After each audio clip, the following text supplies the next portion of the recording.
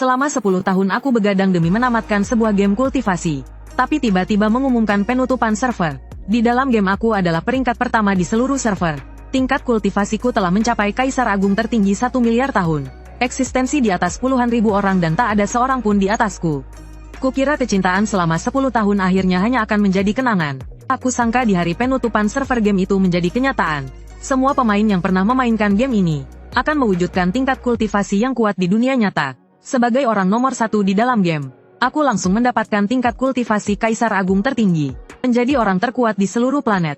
Saat ini aku menatap jendela pop-up terakhir di dalam game. Rasa sedih muncul di hatiku. Para pemain yang terhormat, game ini akan ditutup dalam 10 menit. Silakan nikmati waktu terakhir ini sepuasnya. 10 tahun masa muda, game ini benar-benar akan berakhir begitu saja. Sudahlah, mumpung masih ada 10 menit terakhir. Biarkan aku mengucapkan selamat tinggal yang pantas pada kalian. Sambil berpikir aku pun membuka daftar teman di game. Astaga, mataku menyapu deretan avatar abu-abu di dalamnya. Tidak ada satupun yang online. Catatan login terakhir, ternyata tercatat 5 tahun yang lalu. Itu adalah pasangan kultivasiku di dalam game peri air. Aku tidak tahu bagaimana kabarnya di dunia nyata sekarang. Selamat tinggal peri airku. Aku tetap mengetik sebaris kata dan mengirimkannya. Meskipun aku tahu dia tidak mungkin melihatnya. Tapi aku tetap ingin memberikan penutup untuk kenangan ini. Aku diam-diam menatap dunia game yang kosong ini. Rasa sepi yang aneh tiba-tiba menyelimuti hatiku. Game yang menemaniku selama 10 tahun ini pun benar-benar ditutup. Sejujurnya, aku benar-benar merasa enggan untuk melepaskannya. Bagaimanapun aku bermain dari SMP kelas 1 hingga tahun terakhir kuliah. Ini semua adalah masa mudaku. Dari seorang pemula yang tidak tahu apa-apa, hingga menjadi nomor 1 di seluruh server. Tak kusangka pada akhirnya semua ini harus diucapkan selamat tinggal. Waktu berlalu begitu cepat. Tak lama kemudian tibalah 1 menit terakhir sebelum server ditutup. Ku membuka saluran dunia dan menatap kotak obrolan yang kosong. Diam-diam mengetik beberapa baris kata. Selamat tinggal, selamat tinggal. Desianku, kehidupan kultivasiku. Kamu benar-benar game paling seru yang pernah kumainkan seumur hidupku. Semuanya. Sampai jumpa lagi di dunia persilatan jika kita berjodoh. Ah, masih belum mau makan. Saat ini teman sekamarku, Luo Tao, masuk dari luar sambil memeluk bola basket dengan keringat di sekujur kepala. Karena si anak sudah memanggilku, tentu saja harus pergi. Aku langsung mematikan layar ponselku dan mengikuti Luo Tao keluar dari asrama. Tapi saat itu aku sama sekali tidak menyadarinya. Di layar ponselku ternyata muncul sebaris pemberitahuan. Game telah berhasil ditutup. Setengah jam kemudian konten game akan terwujud di dunia nyata. Setelah makan dan minum sampai kenyang, aku dan Luo Tao kembali ke asrama sambil mengobrol dan tertawa. Tapi begitu aku berbaring, di luar jendela langsung ada kilat dan guntur serta awan gelap berkumpul. Anjir, ini mau kiamat atau bagaimana? Luo Tao menatap keluar jendela dengan wajah penuh keterkejutan. Aku juga segera berlari ke balkon. Kulihat langit dipenuhi awan hitam yang menyelimuti kota. Kilat dan guntur menyambar-nyambar. Pemandangan itu benar-benar persis seperti kiamat yang akan datang. Tanpa sadar aku segera mengangkat jemuran di balkon. Lalu dengan tenang berbaring kembali di tempat tidur. Bersiap untuk main game. Tapi tepat pada saat ini, sebuah suara misterius terdengar di benakku. Game Huaxia kehidupan kultivasi hitung mundur 60 detik. Perwujudan akan segera dimulai. Luo Tao saking takutnya sampai terlonjak dari tempat tidurnya. Dan melihat sekeliling dengan panik. Kamu juga mendengarnya. Aku juga menatap Luo Tao dengan sama terkejutnya. Sepertinya bukan hanya aku yang mendengar suara ini. Aku juga mendengarnya. Katanya ada game yang akan terwujud. Namanya kehidupan kultivasi. Game apaan sih ini sebenarnya? Luo Tao benar-benar kebingungan. Sementara itu, hatiku terhenyak. Dengan cepat aku mengambil ponsel dan menggeser layar. Menemukan ikon game yang sudah tidak asing lagi. Tapi sekeras apapun aku menekannya, tidak ada reaksi sama sekali. Jangan-jangan game yang kumainkan selama 10 tahun itu benar-benar akan terwujud. Tapi apa sebenarnya arti dari perwujudan ini? Apakah itu berarti semua yang ada di dalam game akan dipindahkan ke dunia nyata? Saat aku sedang memikirkan hal yang tidak-tidak, suara itu sekali lagi bergema di benak setiap orang. Hitungan mundur selesai. Perwujudan resmi dimulai. Konten perwujudan pertama, kultivasi. Begitu suara itu selesai, langit seketika berubah drastis. Pilar-pilar cahaya keemasan yang tak terhitung jumlahnya turun dari langit. Pilar-pilar cahaya itu begitu padat sehingga tidak bisa dibedakan siapa yang terkena. Seluruh dunia seolah-olah dilanda hujan badai emas. Aku langsung diselimuti oleh pilar cahaya emas yang tebal. Kemudian aku merasakan kekuatan yang luar biasa dahsyat dan tak terbatas. Mengalir deras ke seluruh tubuhku. Seketika tubuhku dipenuhi dengan kekuatan yang meledak-ledak. Pemberitahuan, perwujudan kultivasi kaisar tertinggi telah selesai. Harap gunakan kekuatan Anda dengan hati-hati. Pada saat yang sama, aliran memori yang sangat besar juga membanjiri benakku. Itu adalah ingatan tentang melepaskan diri dari kefanaan dan menjadi dewa. Ingatan tentang berkultivasi untuk mencari kebenaran. Kau awalnya hanyalah manusia biasa, namun melalui usaha yang tak kenal lelah, akhirnya berhasil membuktikan jalanmu, dan menjadi kaisar tertinggi. Kultivasimu adalah puncak dunia, kekuatanmu juga tak tertandingi. Adegan demi adegan di dalam game kini muncul kembali dengan jelas di benakku. Dari pertama kali dengan susah payah mengalahkan bos di tahap pemurnian tubuh, hingga melewati kesengsaraan petir dan terlahir kembali, berhasil naik ke tahap pembangunan fondasi, lalu kegembiraan saat pertama kali menjadi pasangan kultivasi dengan peri Piao Miao, dan kemudian, sepanjang jalan melakukan serangan balik dan melampaui, hingga akhirnya menghancurkan semua pemain hebat. Pengalaman karakter game selama 1 miliar tahun, semuanya mengalir ke dalam otakku. Rasanya seolah-olah aku benar-benar telah hidup selama 1 miliar tahun. Hanya dalam sekejap aku sepenuhnya menguasai kekuatan ini. Aku juga mengerti betapa mengerikannya kekuatanku saat ini. Tanpa melebih-lebihkan, selama aku mau, planet di bawah kakiku ini, hanya dengan satu pikiran aku bisa membuatnya hancur menjadi debu. Dan pada saat yang bersamaan, di seluruh negeri mulai bermunculan berbagai macam kultivator abadi SS. Saat ini di sebuah penjara dengan keamanan maksimum di kota Longdu, seorang narapidana SX yang memakai belenggu kaki SK yang berat, sedang menunggu datangnya hari kiamat dengan tatapan kosong. Namanya Wang Guozheng, seorang pembunuh yang menanggung dosa berat. Dia bersembunyi di luar selama 10 tahun. Baru beberapa hari yang lalu dia ditangkap. Pada akhirnya dia tidak bisa lolos dari jerat hukum. Namun pada saat ini, seberkas cahaya keemasan yang menyilaukan turun dari langit, seketika menyelimuti seluruh tubuhnya. Dalam sekejap, sebuah kekuatan dahsyat memenuhi seluruh anggota tubuhnya. Kenangan asing yang tak terhitung jumlahnya menyerbu pikirannya. Wang Guozheng tertegun sejenak, kemudian ekspresi kegembiraan muncul di wajahnya. Sungguh tidak kusangka saat dalam pelarian dulu, game yang kumainkan untuk mengisi waktu luang, ternyata benar-benar menjadi kenyataan. Hahaha, ternyata tingkat kultivasiku sudah setara kuasa Sein. Kali ini aku tak terkalahkan.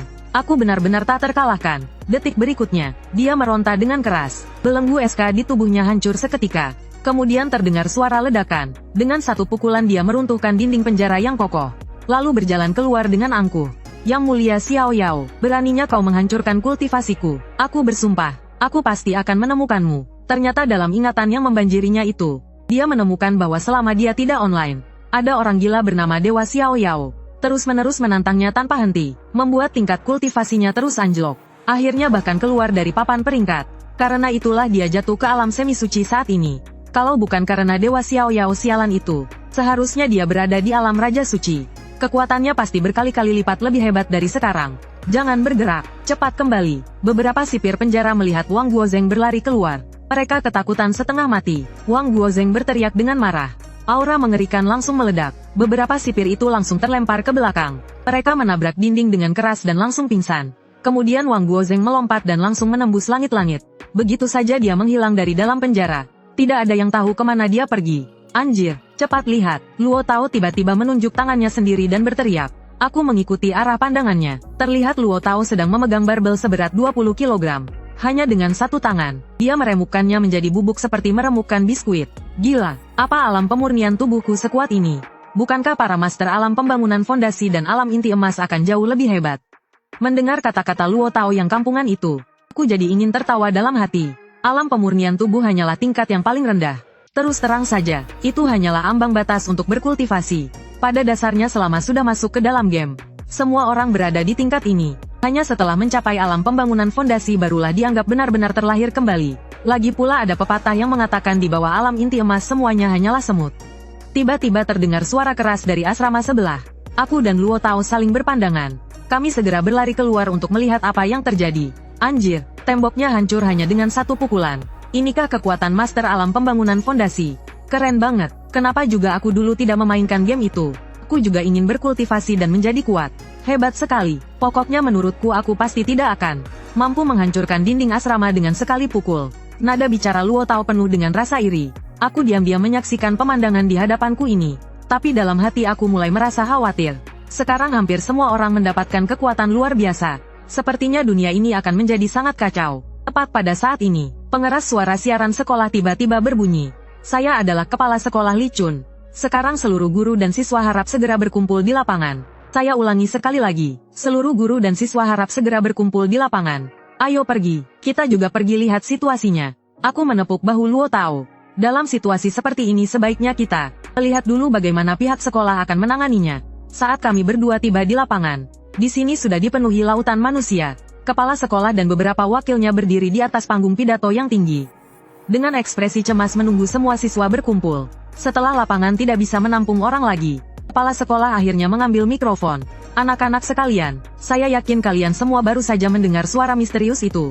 Dan pasti sudah ada siswa yang mendapatkan kekuatan yang luar biasa. Tetapi saya di sini memohon kepada kalian semua, jangan pernah menyalahgunakan kekuatan mengerikan itu. Saya juga meminta kalian untuk melaporkan tingkat kultivasi yang kalian peroleh dengan jujur. Pihak sekolah perlu segera melakukan pendataan mengenai hal ini. Pada saat yang bersamaan, di sebuah markas rahasia di Longdu, seorang pria tua yang bersemangat berjalan perlahan memasuki ruang rapat. Dan orang-orang yang duduk di ruang rapat itu, baik pria maupun wanita, tua maupun muda, semuanya berdiri secara refleks. Tetua Li, semua orang memberi hormat serempak dengan satu suara. Pria tua ini adalah Li Long. Di antara kalian yang hadir, siapa yang merupakan seorang kultivator? Li Long mengedarkan pandangannya yang tajam ke seluruh ruangan dan bertanya dengan suara berat model.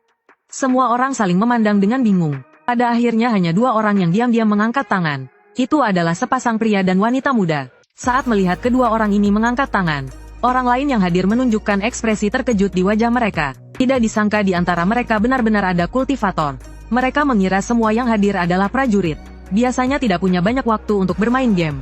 Dan kedua orang yang mengangkat tangan ini, kebetulan adalah kader muda yang naik pangkat karena kemampuannya. Kalian berdua ada di tingkatan apa? Bisa jelaskan secara rinci. Nada bicara Li Long seketika menjadi sangat serius. Aku di tingkat pembangunan fondasi. Sekitar 9 tahun yang lalu aku tidak sengaja memainkan game itu. Waktu itu aku hanya main santai selama beberapa hari. Aku di tingkat inti emas. Waktu itu aku bermain secara putus sambung selama sekitar setengah bulan. Dengan kata lain, pria itu berada di tingkat inti emas. Wanita itu berada di tingkat pembangunan fondasi. Sebagian besar orang yang hadir mendengar ini. Kedua istilah asing itu membuat wajah mereka penuh kebingungan. Bagaimanapun juga mereka belum pernah mengenal kultivasi, dan sama sekali tidak mengerti apa arti kedua tingkatan itu. Kalau begitu kalian berdua jelaskan secara rinci tingkatan-tingkatan ini dan kekuatan yang sesuai dengan masing-masing tingkatan. Saat ini yang paling mereka butuhkan adalah informasi tentang kultivasi. Sekarang dunia sedang mengalami perubahan. Ini bukan lagi era yang damai dan stabil seperti dulu. Pria di tingkat inti emas itu mengangguk dengan berat. Dia segera menceritakan semua yang dia ketahui. Saat semua orang mendengar bahwa di tingkat pemurnian tubuh, seseorang bisa mengangkat batu besar seberat 50.000 kg. Tingkat pembangunan fondasi bahkan bisa menguasai beberapa mantra. Tingkat inti emas bahkan bisa berdiri di kehampaan. Mereka semua terkejut saat tahu ada kekuatan yang tak tertandingi. Dan di atasnya lagi kekuatan jiwa baru lahir bahkan sebanding dengan bom nuklir. Transformasi roh memiliki kekuatan untuk menghancurkan negara manapun. Mahayana memiliki kekuatan untuk menghancurkan dunia sesuka hati. Serangkaian tingkatan mengerikan ini membuat kulit kepala Li Long merinding. Dan juga membuat semua orang yang hadir benar-benar tercengang. Kemudian disusul dengan kegemparan dan keributan yang membahana. Ya Tuhan, bagaimana ini? Kalau setiap orang benar-benar memiliki kekuatan yang bisa menghancurkan dunia seperti ini, lalu bagaimana nasib dunia ini?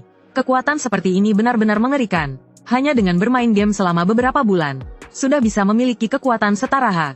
Bukankah dunia ini akan kacau balau? Kita harus segera membuat rencana penanggulangan. Kalau tidak, seluruh dunia akan tenggelam dalam kekacauan besar. Hal yang paling mendesak adalah menstabilkan ketertiban internal negara kita terlebih dahulu. Sekarang di luar sudah banyak terjadi kasus kejahatan. Orang-orang CAM-07 itu menyalahgunakan kekuatan yang baru mereka peroleh untuk berbuat jahat. Seketika suara diskusi langsung berhenti. Semua mata tertuju pada Li Long. Li Long berjalan mondar-mandir di ruang rapat. Otaknya berputar cepat memikirkan strategi balasan. Tak lama kemudian, sebuah rencana berani terbentuk di benaknya. Sekarang kita harus segera membentuk sebuah departemen baru. Aku bahkan sudah memikirkan namanya. Sebut saja Departemen Manajemen Kultivator. Tujuannya adalah untuk merekrut dan mengelola para kultivator di seluruh negeri. Untuk menghadapi para kultivator, kita harus mengandalkan kekuatan dari para kultivator itu sendiri. Langkah pertama, periksa dulu sistem internal kita. Lihat ada berapa banyak kultivator. Mulai penyaringan dari militer terlebih dahulu. Kemudian secara bertahap diperluas ke seluruh rakyat. Selain itu, di berbagai perguruan tinggi juga harus segera didirikan akademi kultivator. Sebuah era yang benar-benar baru telah tiba. Era agung di mana semua orang bisa berkultivasi. Sementara itu, di dalam Universitas Kindu, saat ini semua guru dan siswa sudah selesai mengisi informasi ranah mereka. Dan ketika melihat hasil statistik akhir, semua pimpinan sekolah tertegun. Total guru dan siswa di seluruh sekolah berjumlah 15.000 orang. Ternyata ada lebih dari 3.000 orang yang berhasil mewujudkan kultivasi dari game. Memikirkan bahwa di sekolahnya sendiri ternyata Tiba-tiba muncul lebih dari 3.000 orang kultivator. Kepala sekolah Li Chun gemetar karena begitu gembira. Hampir tidak bisa bicara. Benar-benar tidak disangka. Sekolah kita tiba-tiba kedatangan lebih dari 3.000 kultivator. Angka ini benar-benar terlalu mengejutkan. Aku memandang ke sekeliling lapangan. Melihat ekspresi orang-orang di sekitar yang berbeda-beda. Ada yang sangat gembira, ada yang kecewa. Aku pun merasa sedikit terharu. Benar-benar tidak disangka, hanya karena kegigihanku waktu itu. Secara tak terduga membuat diriku menjadi yang terkuat di dunia ini. Aku tidak tahu di antara murid-murid ini, apakah masih ada yang ingat ide gameku. Tapi ngomong-ngomong, saat aku mencapai peringkat 1 di seluruh server, di dalam game itu, 99% pemain sudah pensiun. Bahkan channel dunia sepi sekali. Tidak ada yang bicara. Sepertinya tidak akan ada yang mengenaliku. Hanya saja aku tidak tahu, apakah beberapa pasangan Dao di game masih mengingatku. Tepat saat aku sedang melamun, seorang guru yang bertugas mendata tiba-tiba berteriak kaget. Ada tingkat Mahayana, ada seorang master tingkat Mahayana di sini. Guru ini sendiri juga seorang kultivator. Tingkatannya adalah pembangunan fondasi. Teriakannya langsung menarik perhatian semua orang, terutama para murid yang baru saja menjadi kultivator. Semuanya menjadi pucat karena terkejut. Tingkat Mahayana, itu adalah eksistensi legendaris yang bisa menghancurkan dunia. Di dalam game, harus top up berapa banyak untuk bisa mencapai tingkat itu. Soalnya, semakin tinggi tingkatan di game, semakin sulit untuk naik level. Mau naik ke tingkat Mahayana, grinding siang malam selama setengah tahun lebih saja belum tentu bisa. Kecuali kalau top up gila-gilaan. Atau ada sultan yang nge-carry. Murid-murid yang tadi masih merasa tingkat pembangunan fondasi dan tingkat inti emas mereka sudah tak terkalahkan. Saat ini semuanya ketakutan sampai tidak berani bersuara. Bercanda, seorang ahli tingkat Mahayana, satu hembusan napasnya saja bisa menghancurkan mereka semua. Siapa orang ini sebenarnya? Itu Guru Yan Yu, guru statistik yang bertugas melihat nama di formulir pendaftaran. Berteriak dengan wajah tak percaya. Mendengar nama ini, hampir semua guru dan murid di sekolah ini tahu. Dia dikenal sebagai Universitas Kindu. Guru Yan Yu yang merupakan wanita tercantik. Dalam sekejap, semua mata tertuju padanya. Semua mata tertuju pada seorang wanita dengan penampilan yang menakjubkan. Dia mengikat rambutnya dengan kuncir kuda yang rapi, mengenakan rok ketat yang memeluk pinggul, stoking hitam di kakinya, dan sepasang sepatu hak tinggi hitam yang membuatnya sangat berwibawa. Yan Yu sama sekali tidak gugup, hanya mengangguk dengan tenang tanpa mengucapkan sepatah kata pun. Siapa sangka guru yang dikenal paling cantik di kampus ini, ternyata adalah seorang ahli tingkat atas di tahap Mahayana. Guru Yan Yu, bolehkah saya merepotkan Anda untuk naik ke atas panggung dan berbicara sedikit? Kepala sekolah buru-buru mengundangnya dengan senyum lebar.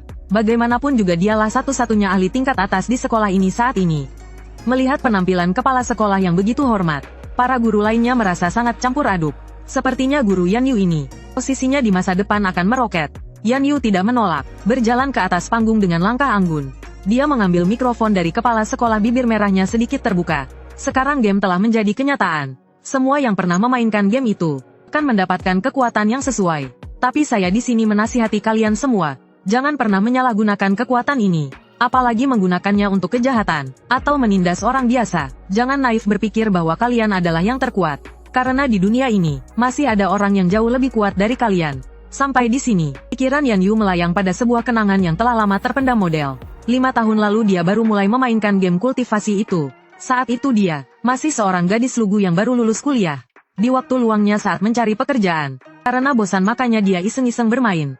Tepat pada hari itu, dia beruntung bertemu dengan seorang pemain yang sangat antusias. Orang itu setiap hari membawanya naik level, dan memberinya item berharga yang tak terhitung jumlahnya, menemaninya farming monster dan masuk dungeon. Kemudian keduanya menjadi pasangan Dao di dalam game. Karena itulah, dia bisa dalam waktu yang begitu singkat, meroket hingga ke tahap Mahayana. Bahkan saat dia berhenti bermain game untuk beberapa waktu, orang itu masih sering mengiriminya equipment dan item tingkat atas, dan masih terus meninggalkan pesan untuknya. Hingga saat-saat terakhir sebelum server game ditutup, dia masih dengan enggan mengucapkan selamat tinggal padanya. Hanya saja tidak tahu, pasangan Dao yang dulu merupakan guru sekaligus teman, sekarang akan memiliki tingkat kultivasi seperti apa ya? Dia hanya samar-samar ingat, sebelum dia berhenti bermain sepertinya lawannya sudah berada di alam Dewa Langit. Namun tepat pada saat suara Yan Yu baru saja terdengar, di atas langit tiba-tiba terdengar suara yang sangat dahsyat dan tak terbatas. Perwujudan kultivasi telah selesai, peta planet biru mulai meluas. Tahap pertama, luas daratan dan lautan global bertambah 10 kali lipat. Papan peringkat emas kultivasi akan segera dibuka. Mereka yang masuk dalam daftar akan mendapatkan hadiah melimpah dari Dao Surgawi. 3 hari kemudian perwujudan senjata pusaka resmi dimulai. Begitu suara itu terdengar, seluruh tanah mulai bergetar hebat.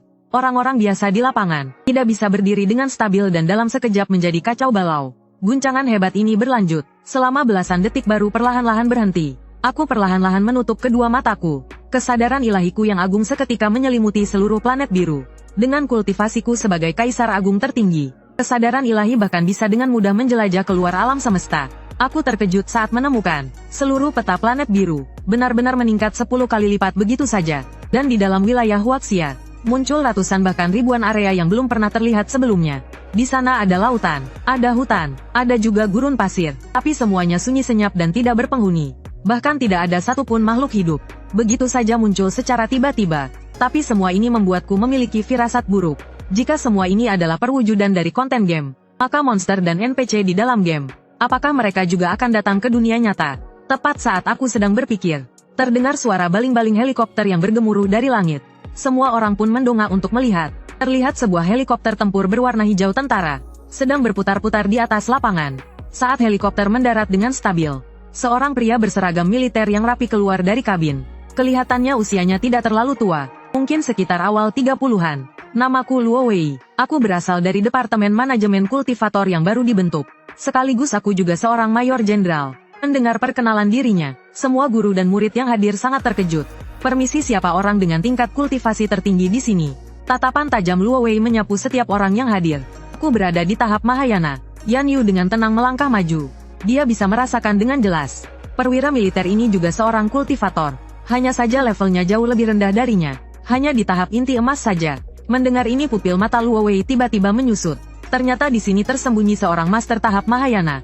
Dia sangat terkejut hingga bergidik. Langsung membungkuk dengan hormat. Salam senior. Junior ini telah lancang. Kalau saja di masa lalu, dengan statusnya tidak mungkin dia bersikap seperti ini. Tapi sekarang zaman telah berubah. Kekuatan adalah tiket untuk segalanya. Seorang ahli tahap Mahayana, hanya dengan menjentikkan jari bisa menghancurkannya menjadi debu. Mana mungkin dia berani tidak sopan sedikit pun. Tidak perlu seperti ini. Kita semua adalah saudara sebangsa Huaxia.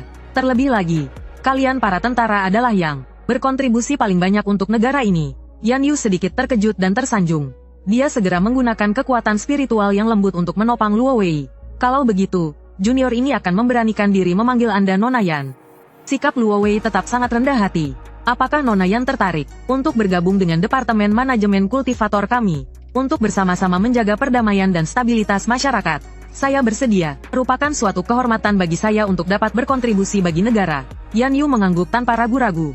Itu bagus sekali. Bisakah kita berbicara lebih detail di tempat lain? Sambil berkata, Luo Wei membawa Yan Yu meninggalkan tengah lapangan. Melihat punggung Yan Yu dan perwira itu yang pergi, aku diam-diam melepaskan kesadaran ilahiku untuk menyelimuti mereka berdua. Bahkan bisa mendengar percakapan mereka dengan jelas. Nona Yan, maksud dari atasan adalah berencana untuk mendirikan kelas kultivasi di setiap sekolah, dan mengatur agar para kultivator seperti kita menjadi guru. Anda kebetulan adalah guru di Universitas Kindu, jadi ingin bertanya apakah Anda bersedia menjadi wali kelas ini?